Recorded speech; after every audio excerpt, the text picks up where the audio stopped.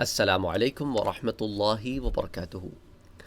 قرآن کے دروس کے ضمن میں آج ہم سورۃ التوبہ کی 2 آیات دیکھیں گے۔ یہ آیہ نمبر 68 اور آیہ نمبر 69 ہے۔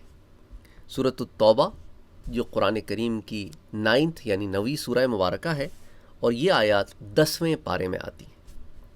آئیے آغاز کرتے ہیں آیہ نمبر 68 سے۔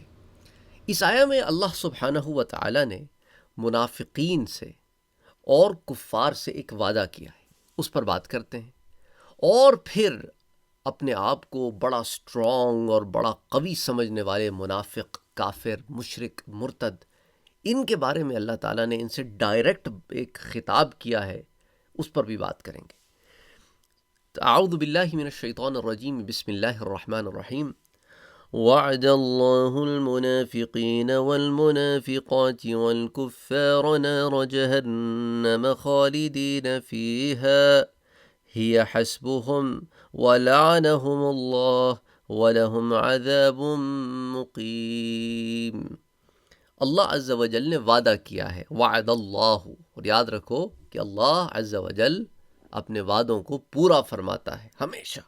وعد اللہ، اللہ نے وعدہ کیا ہے کن سے؟ المنافقین، منافق مردوں سے، والمنافقاتی، اور منافق عورتوں سے، والکفاری، اور کافروں سے جنہوں نے کفر کیا نا، کیونکہ جب ان کو اللہ کی آیتیں سنائی جاتی تھیں تو برملا بالکل اوپنلی کہتے تھے ہم نہیں مانتے، اور منافق مرد اور منافق عورتیں اپنے کفر کو چھپاتے اور لوگوں کے سامنے ظاہر کرتے کہ ہم مسلمان ہیں۔ تو دونوں کو اللہ تعالیٰ نے دونوں کیٹیگریز کو مخاطب کر کے فرمایا کہ تم سے کیا وعدہ ہے؟ نارا جہنم، تم سے جہنم کی آگ کا وعدہ ہے، خالدین فیہا، اور ساتھ یہ بھی سن لو اس میں تم نے ہمیشہ رہنا ہے۔ ہیا حسبہم، یہ اسی کے لائق ہے، انہوں نے یہی کمایا ہے۔ وَلَعَنَهُمُ اللَّهُ، اور اللہ عز و جل ان پر لعنت، اس چیز کا معنی ہوتا ہے کہ رحمت سے دور کر دیا اللہ نے انہیں۔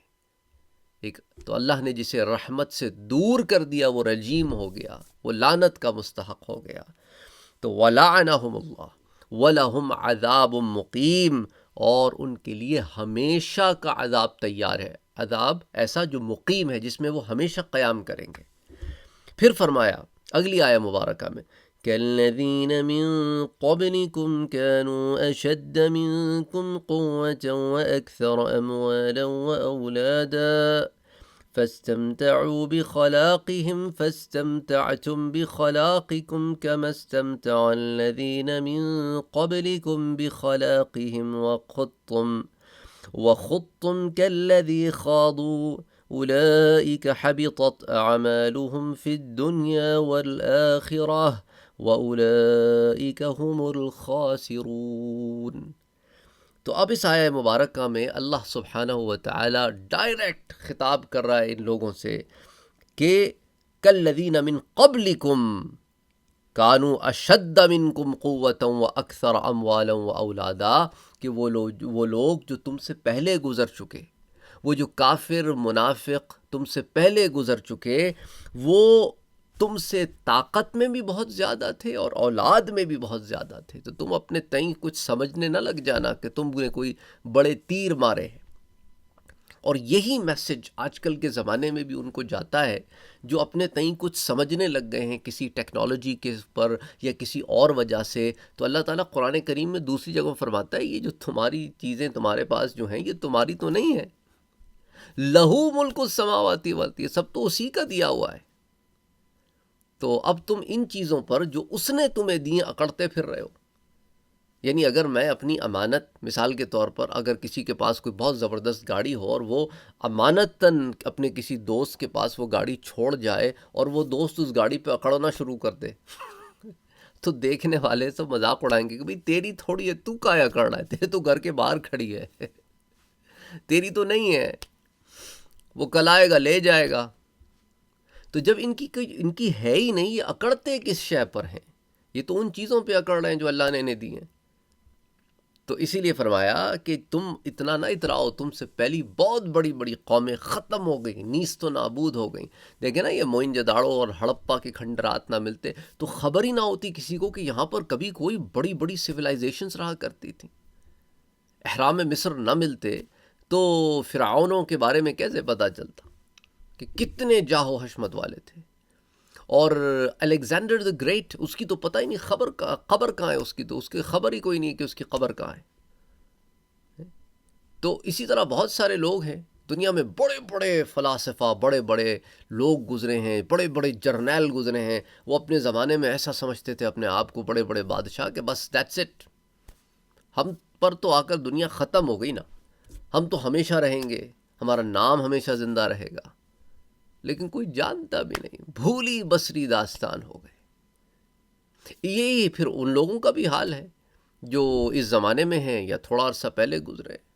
کون جانتا ہے، تھوڑے سے لوگوں کے علاوہ، وہ بھی پتہ نہیں کب تک لوگ جانیں گے، پھر بات ختم.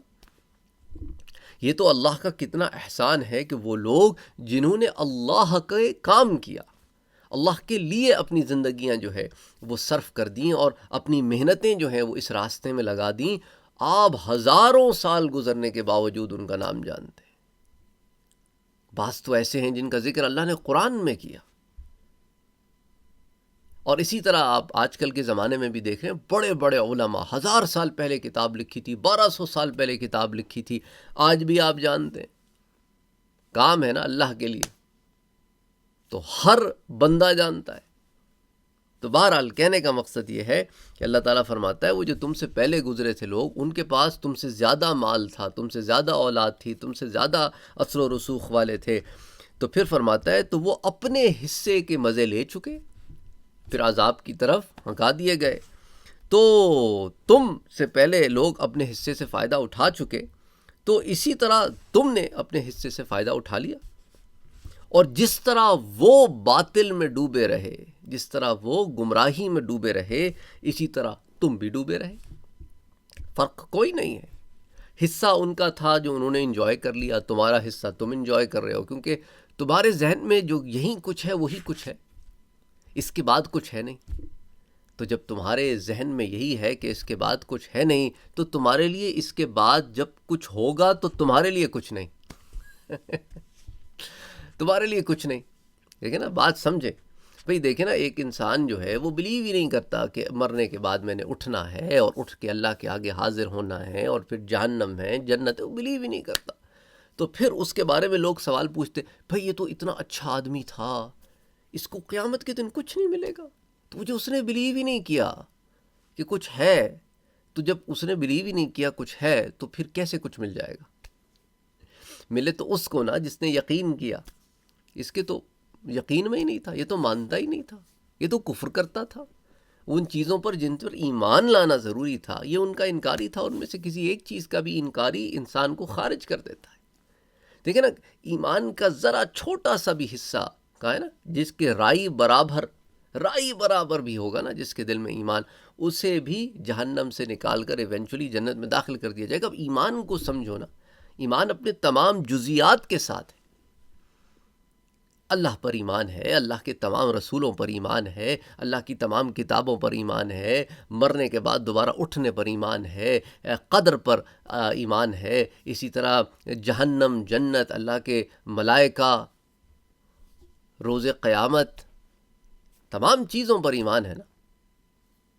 مر کے اٹھوں گا، پھر اللہ کے حضور جاؤں گا، یہ تمام چیزوں. اب اس کے اندر کیٹیگرائزیشن ہے، کس کا ایمان کس لیول پر ہے، وہ اس کو تقویٰ دیتا ہے.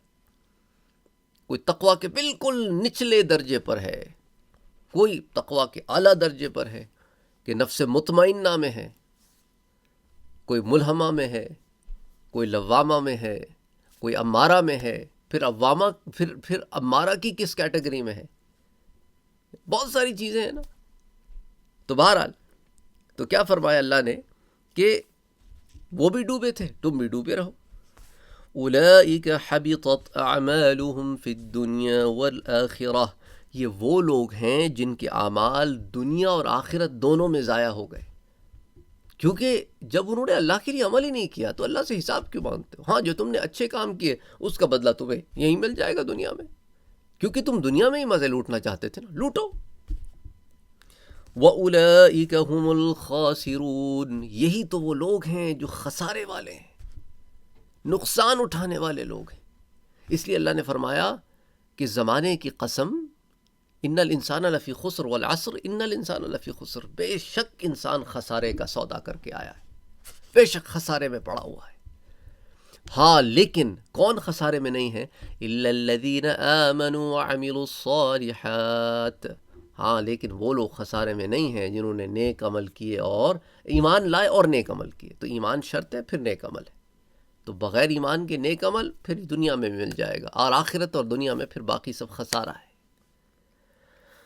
اللہ اکبر اللہ اکبر اللہ اکبر اللہ اکبر۔ تو امید کرتا ہوں اس درس سے آپ کو قرآن کریم کی چند آیات کی فہم بھی ملی ہوگی، اور ایمان میں تقویت بھی ملی ہوگی، اور ثابت قدمی بھی ملی ہوگی۔ رمضان المبارک کے بابرکت مہینے میں ہم اللہ سبحانہ و تعالیٰ سے دعا گو ہیں کہ اللہ تعالیٰ ہماری ایمان کی حفاظت فرمائے، اور ہمیں خلوص کے ساتھ، خالص دل کے ساتھ اللہ کی عبادت، ہمیں اللہ کرنے کی، اپنی عبادت کرنے کی توفیق عطا فرمائے، آمین یا رب العالمین۔ اللہم صلی وسلم وبارک علی سیدنا و حبیبنا و شفیعنا محمد صلی اللہ علیہ وآلہ وسلم۔